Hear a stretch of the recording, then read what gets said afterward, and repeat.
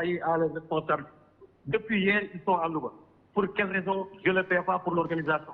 Et pourquoi ce responsable de la Ligue Pro a été avec Mor Sylla en dehors de Louga, en face de Spia, à 21h et quelques. Et lui, il se connaît. S'il écoute la radio, il sait qu'il était avec le...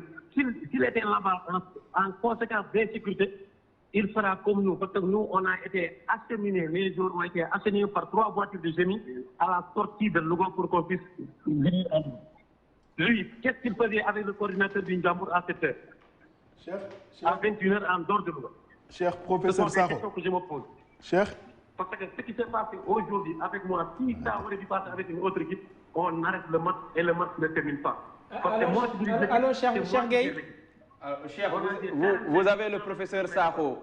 Cher. La direction de certain gars qui est un membre responsable de l'organisation du match de Ndiambour. D'accord, coach, professeur Sakho mi ngi ak ñun ci plateau bi am na lu mu bëgg a wax ak yow professeur Sakho, allez-y. Cheikh maa ngi lay nuyu di la masawu maa ngi lay masawu di la ñaan nag di la ñaan nga dal bu baax a baax li leen dal naqadina mais foog naa ni football bi organiser nañ ko organisation bi nga xamee ni que am na ay possibilités fi nit ñi war a dem daañ fa dem li ma lay ñaan daal mooy nga dal nga wàññi wax ji bàyyi mbir mi ak sa ay dirigeants ñoom li war peut-être danañ ko def dégg nga loolu daal laa la mën a wax te nga continuer nag militer pour football parce que yéen ñëpp vous êtes des militants du football li ngeen def ñëpp gis nañ ko muy yéen di arbitre yi di dirigeants yi ñëpp a bëgg football sénégalais avancé maa ngi lay ñaan daal ngeen continuer li ngeen def li bu mu leen tax a déranger bu mu leen tax a décourager foog naa ni li war dana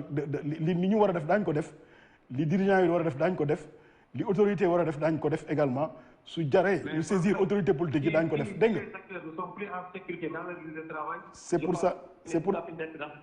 C'est pour ça que je dis qu'il faut... Le gars qui m'a agressé, s'il avait plus couteau, il aurait dû me poignarder. Tout à fait. C'est pour ça que je dis qu'il faudra se calmer et essayer d'épuiser toutes les procédures dans l'organisation du football sénégalais. Et ensuite, on verra.